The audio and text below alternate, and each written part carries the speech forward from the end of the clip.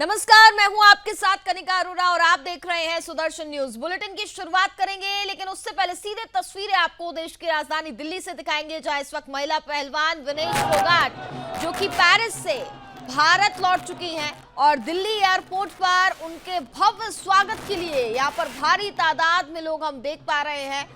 भारी तादाद में यहाँ भीड़ दिख रही है लोगों की। अभी तक आपको बता दें कि 20 जगहों पर बताया जा रहा है, गांव में भी 20 जगहों पर स्वागत की तैयारी यहाँ पर पूरी तरीके से कर ली गई है। विनेश फोगाट के स्वागत के लिए ये तैयारियां पूरी की जा रही हैं और ये देखिए एयरपोर्ट के बाहर की तस्वीरें हैं, जहां पर भव्य स्वागत के लिए यहाँ पर भारी तादाद में, अगर हम बात करें तो उनके गाँव के लोग भी यहाँ पर एकत्रित हैं। और साथ ही हम बजरंग पुनिया को भी तस्वीरों में देख पा रहे हैं, वो भी इस वक्त यहाँ पर साथ में उनके मौजूद हैं। तो यहाँ पर भव्य स्वागत महिला रेसलर, महिला पहलवान विनेश फोगाट का।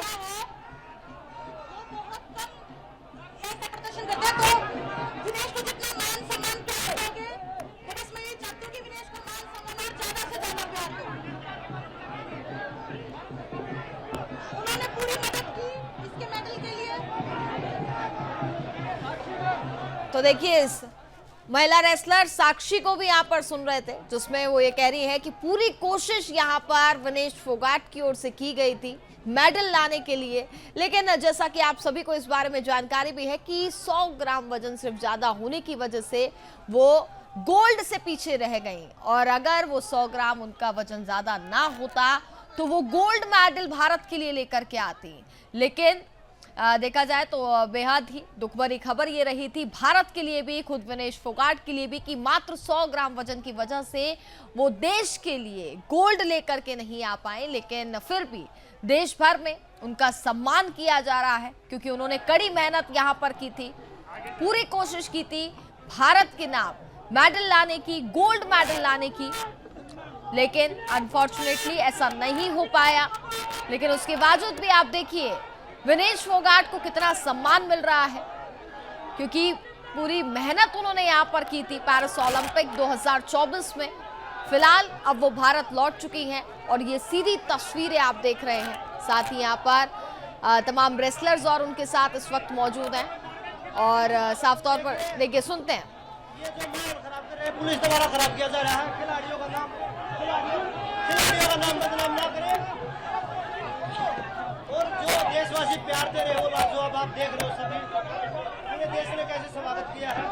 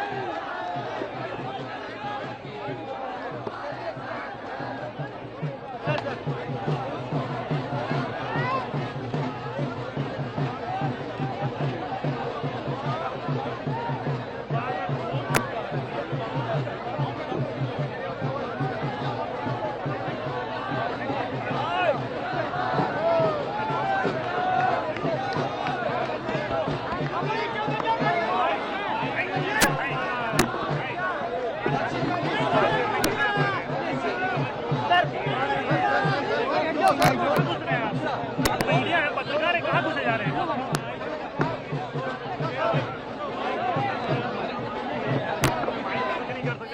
सवाल जवाब करने की कोशिश यहाँ पर की जा रही है। तस्वीरें हम देख पा रहे हैं, सीधी तस्वीरें आपको दिल्ली एयरपोर्ट के बाहर से सीधी तस्वीरें हम आपको दिखा रहे हैं, जहाँ पर विनेश फोगाट का भव्य स्वागत हुआ।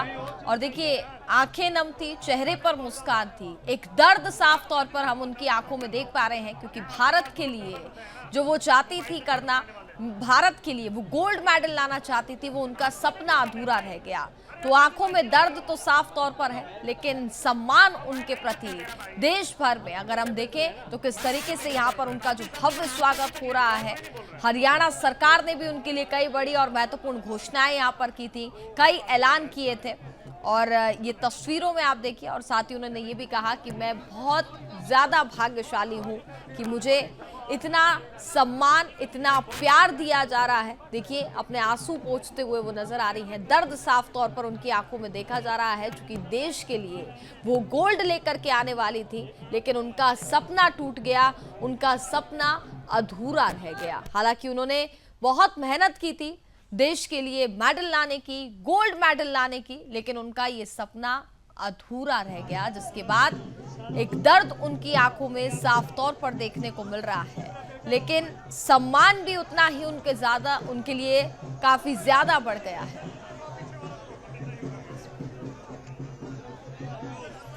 और हमारे साथ ज्यादा बातचीत करेंगी हमारे संवाददाता संगीता झा, इस वक्त फोन लाइन पर हमारे साथ जुड़ चुकी हैं। संगीता, तस्वीरें हम सीधे दिखा रहे हैं, विनेश फोगाट का भव्य स्वागत हो रहा है, आंखों में दर्द, नम आंखें साफ तौर पर हम देख पा रहे हैं, चेहरे पर मुस्कान भी है, लेकिन सम्मान उनके प्रति साफ तौर पर यहां पर देखने को मिल रहा है हर एक देशवासी की ओर से।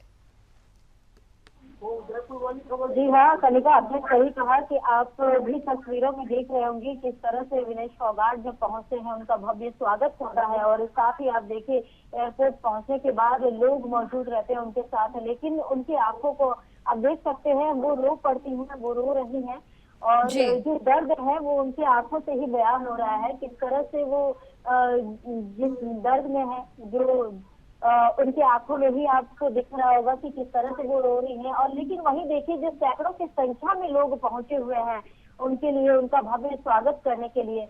आपको याद होगा कि विनेश ने पेरिस ओलंपिक में शानदार प्रदर्शन किया था, लेकिन 100 ग्राम वजन बढ़ने की वजह से वो डिस्क्वालीफाइड हो गई थी, जिसके बाद जो है एक अलग ही माहौल बन गया था पूरे देश में। देखिए, उनके लिए तो उनके समर्थन में सभी कोई खड़े थे। आपने देखा होगा पीएम मोदी से लेकर जितने बड़े बड़े नेता हैं, सभी मंत्री, सभी का उनके लिए संदेश भी दिया था। सभी ने कहा था कि हमारे लिए आप जीत गई हैं। लेकिन जो इस तरह से डिस्क्वालीफाइड जब हुई थी तो यह भी कहा जा रहा था कि कहीं ना कहीं कोई राजनीति हुई है। लेकिन आज जब विनेश फोगाट पहुंचती है दिल्ली, उसके बाद देखिए भारत लौटने के बाद किस तरह से उनके लिए लोग पहुंचे हुए हैं, शानदार जो है वो स्वागत किया जा रहा है। 10 देखिए 53 केजी कैटेगरी में खेलती थी विनेश, और 50 में क्यों आना पड़ा, ये अपने आप में एक बड़ा सवाल है कि वो क्या कारण थे कि वो 53 से 50 में शिफ्ट हुई।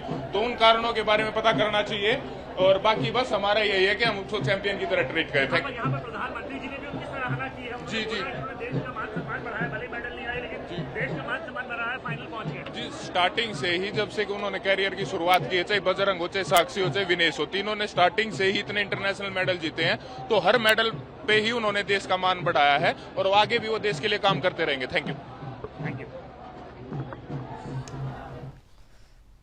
तो संगीता लगातार बनी हुई है। संगीता, देखिए, विनेश फोगाट के प्रति जो सम्मान है वो हम सुन भी रहे हैं। उन्होंने कहा कि भले ही वो देश के लिए मेडल लेकर नहीं आ पाए, लेकिन वो चैंपियन थी, चैंपियन है और चैंपियन रहेंगी। उनको चैंपियन की तरह ही ट्रीट किया जाएगा। जी बिल्कुल, ऐसा तो पीएम मोदी ने भी कहा था कि आप हमारे लिए चैंपियन हैं, आपको परेशान होने की जरूरत नहीं है। और देखिए, विनेश फोगाट के स्वागत के लिए आप देखिए कि किस तरह से लोग पहुंचे हुए हैं। जो देश है उन्हें भी गर्व है उन पर। और साथ ही देखिए, विनेश फोगाट के स्वागत के लिए एक कार्यक्रम भी बनाया गया है, जिसके तहत वो द्वारका एक्सप्रेसवे से लेकर हरियाणा के चरखी दादरी के बलाली गांव तक रोड शो करने वाले हैं। उनके भाई हरविंद्र फोगाट ने बताया इसी को लेकर कि कार्यक्रम के लिए एक रूट मैप भी तैयार किया गया है और शाम तक वो अपने गांव पहुंचेंगे, जहां उनके लिए सम्मान समारोह भी रखा गया है। विनेश के स्वागत में बलाली में लड्डू समेत कई मिठाइयां भी तैयार की गई है। तो देखिए, उनके स्वागत के लिए कोई कमी नहीं रखी गई है, देश पूरे उनके स्वागत के लिए आया हुआ है और वो जहाँ रहती है गाँव में भी एक खुशी का माहौल है। तो भले वो मेडल लेकर नहीं आई है भारत के लिए, लेकिन वो चैंपियन है, ऐसा ही देखिए उनके जो समर्थक हैं और जो खेल प्रेमी है उनका कहना है। बिल्कुल संगीता, एक तरफ तो कहीं ना कहीं आंखें साफ तौर पर नम हम देख पा रहे हैं, हालांकि देश लौटने की खुशी भी है, लेकिन वहीं दूसरी तरफ जो प्रतिक्रियाएं भी सामने आ रही हैं उसमें हम सुन पा रहे हैं अभी भी यही बात कही जा रही है कि विनेश फोगाट के साथ पॉलिटिक्स हुई है, राजनीति का वो शिकार हुई है। देखिए, ये बातें तो सामने आ ही रही थी, लेकिन देखिए ये सब बातें मायने नहीं रखती हैं। आप देखिए, जब वो पहुंचती हैं उसके बाद जिस तरह से उनका स्वागत हो रहा है, उन्होंने विनेश ने पूरे देश के हाथ जोड़कर स्वागत किया है। वहीं देखिए, कांग्रेस नेता दीपेंद्र हुड्डा भी स्वागत के लिए पहुंचे हुए थे। विनेश के साथ बजरंग पुनिया और साक्षी मलिक भी मौजूद हैं, आप देख सकते हैं तस्वीरों में। तो देखिए, दिल्ली एयरपोर्ट पर सैकड़ों समर्थक जुड़े हुए हैं, पहुंचे हुए हैं विनेश फोगाट के स्वागत के लिए। उनका प्यार देखकर जो है भारतीय पहलवान भावुक हो जाते हैं, उनके आंखों में आंसू आ जाते हैं और समर्थकों ने उनका भव्य स्वागत किया हुआ है। और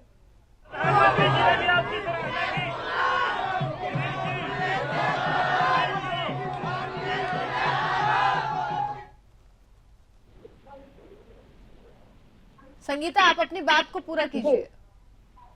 जी, तो आप देखिए कि विनेश फोगाट की मां भी दिल्ली एयरपोर्ट पहुंची हुई है, जो कि अपनी बेटी का इंतजार कर रही थी। जिसके बाद वो पहुंचती हैं तो उनकी भी आंखें नम होती हैं। और देखिए, विनेश फोगाट के लिए ढोल बाजे भी बज रहे हैं, वहां मौजूद लोग जो है वो जमकर नाच रहे हैं। विनेश के गांव में भी बलाली में कई तरह के पकवान बनाए जा रहे हैं, लोग उनके स्वागत के लिए उनका इंतजार कर रहे हैं। और साथ ही देखिए, भारतीय पहलवान में जो बजरंग पुनिया भी दिल्ली एयरपोर्ट पर पहुंचे हुए थे। इस दौरान दिल्ली एयरपोर्ट पर भी समर्थक ढोल बजाकर विनेश का स्वागत कर रहे थे और उनके पहुंचने के बाद ही जो है देखिए कि एक लोगों में अलग ही उत्साह देखने को मिल रहा है, लोगों को काफी ज्यादा खुश है और चैंपियन की तरह उनका स्वागत किया जा रहा है। चलिए, बिल्कुल संगीता, बहुत बहुत धन्यवाद आपका तमाम जानकारी हम तक पहुंचाने के लिए। तो सीधी तस्वीरें हम आपको दिखा रहे हैं किस तरीके से विनेश फोगाट का भव्य स्वागत यहां पर हो रहा है और गांव में भी बताया जा रहा है कि अलग अलग जगह पर, अलग अलग स्थानों पर उनके स्वागत के लिए विशेष तैयारियां की गई हैं, उनके लिए पकवान बनाए गए हैं कई तरीके के उनके स्वागत के लिए।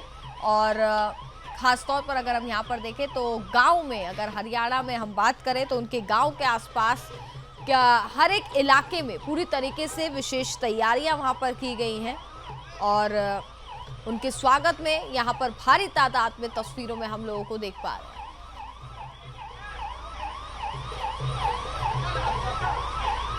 खबरों में आगे बढ़ेंगे, बात करते हैं दिल्ली में बीजेपी पदाधिकारियों की बड़ी बैठक आज होनी है। आपको बता दें कि प्रधानमंत्री नरेंद्र मोदी की अध्यक्षता में यह महत्वपूर्ण बैठक आज होने वाली है, जिसमें गृह मंत्री अमित शाह, राजनाथ सिंह, जेपी नड्डा शामिल होंगे। सभी प्रदेश अध्यक्ष, प्रदेश संगठन मंत्री भी इसमें शामिल होने वाले हैं। तो आपको बता दें कि दिल्ली में बीजेपी ने आज अपने राष्ट्रीय पदाधिकारियों की एक बैठक बुलाई है।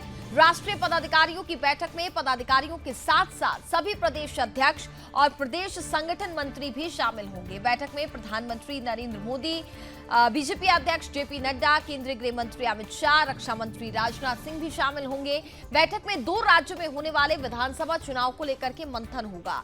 इस बैठक में पार्टी को कैसे आगे बढ़ाना है और आगे की रणनीति तय होगी। इसके अलावा बीजेपी के संगठनात्मक चुनाव के साथ साथ सदस्यता अभियान पर चर्चा कर आगे की रणनीति तय की जाएगी। बीजेपी इसके साथ ही संगठनात्मक चुनावों की तैयारी में भी लगी हुई है, जिसमें राष्ट्रीय अध्यक्ष का चुनाव करने के लिए चुने गए प्रतिनिधियों की बैठक से पहले बूथों, मंडलों, जिलों और राज्य में नई समितियों का गठन शामिल है। इस बैठक में बीजेपी के कार्यकारी अध्यक्ष को लेकर के भी चर्चा मुमकिन है। और इस खबर पर हमारे साथ ज्यादा बातचीत करेंगे हमारे संवाददाता सौरभ तिवारी इस वक्त फोन लाइन पर हमारे साथ जुड़ चुके हैं। सौरभ, एक तो देर शाम कल जो बैठक हुई वो भी काफी ज्यादा महत्वपूर्ण रही है और आज भी बीजेपी पदाधिकारियों की बेहद ही महत्वपूर्ण बैठक होने वाली है।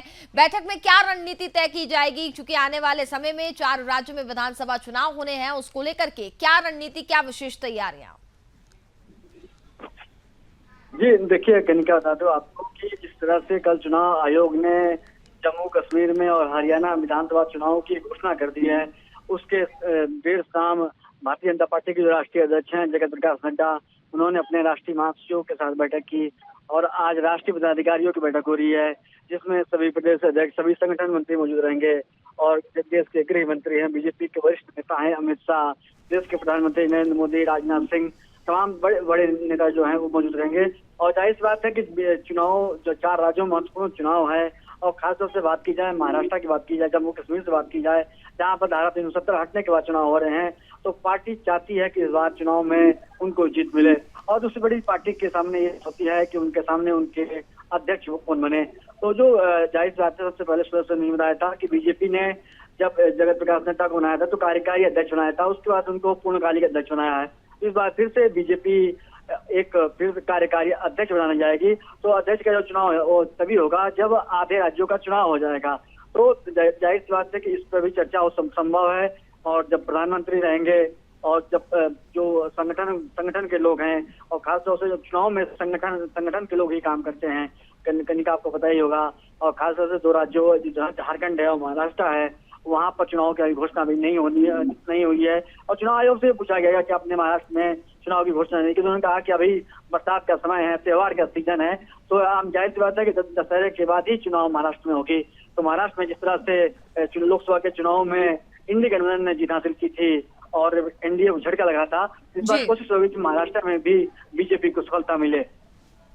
चलिए सौरभ जी, बहुत बहुत धन्यवाद आपका तमाम जानकारी हम तक पहुंचाने के लिए। तो भारतीय जनता पार्टी के पदाधिकारियों की आज ये महत्वपूर्ण बैठक है और खबरों में आगे बढ़ते हैं। रांची में कल सभी मंडल अध्यक्षों की बैठक हुई विधानसभा चुनाव के मद्देनजर बीजेपी की। इस बैठक में चुनाव की तैयारियों को लेकर के मंथन किया गया। हिमंत बिस्वा शर्मा मंडल अध्यक्षों को संबोधित करते हुए जमीनी तैयारियों को पुख्ता करने के लिए उन्होंने कहा, साथ ही चुनाव जीतने का मंत्र भी दिया। इस बैठक के विषय में असम के मुख्यमंत्री और बीजेपी के विधानसभा सह चुनाव प्रभारी हिमंत बिस्वा शर्मा ने कहा कि विधानसभा चुनाव में बीजेपी जीत दर्ज करेगी। उन्होंने कहा कि विधानसभा चुनाव को देखते हुए सभी मंडल अध्यक्ष को चुनाव के लिए तैयार होना बिल्कुल सही है। चुनाव को लेकर बूथ स्तर से लेकर मंडल तक संगठन मजबूत है।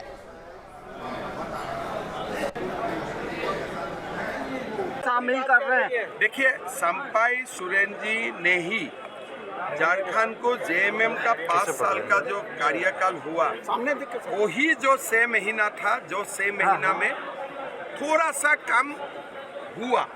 मैया योजना किसने अनाउंस किया?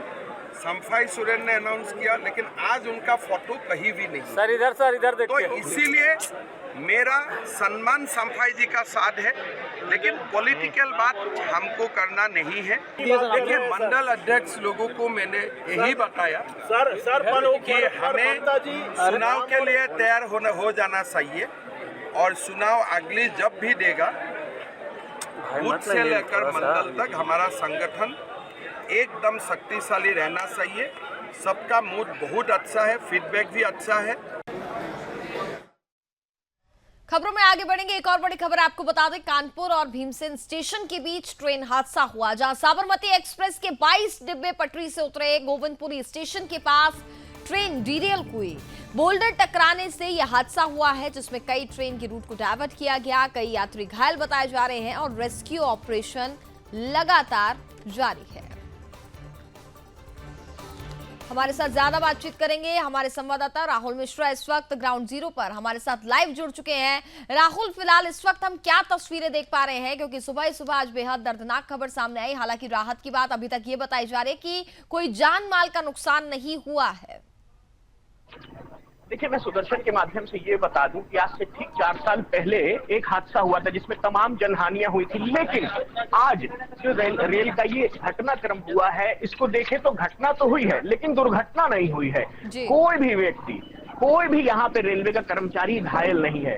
पुलिस मौके पर है, रेलवे प्रशासन है, सीआरपीएफ है, फायर ब्रिगेड के सारे अधिकारी हैं, 15 से अधिक जेसीबी हैं, पॉलिटिशियंस है, यहाँ के क्षेत्रीय विधायक है सुरेंद्र मैथानी। मैं सबसे पहले अपने कैमरामैन मैंग सैनी से कहूंगा कि वो दिखाए किस तरीके से विजुअल देखे सुदर्शन के माध्यम से, एक्सक्लूसिव विजुअल्स जो सुदर्शन दिखा रहा है कि किस तरीके से पटरी से ट्रेन डीरेल हुई है।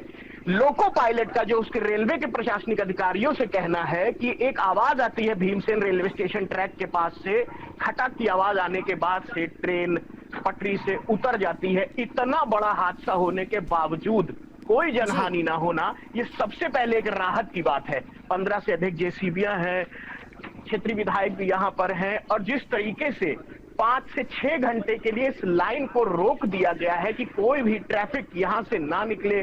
क्षेत्रीय लोगों का जो अदल बदल करके ट्रैक को फान करके जाना होता था, उसको पुलिस प्रशासन ने रोक दिया है कि कोई भी जो दुर्घटना नहीं हुई है वो किसी और तरीके से कोई न्यूसेंस ना क्रिएट करे, कोई वायलेंस ना हो।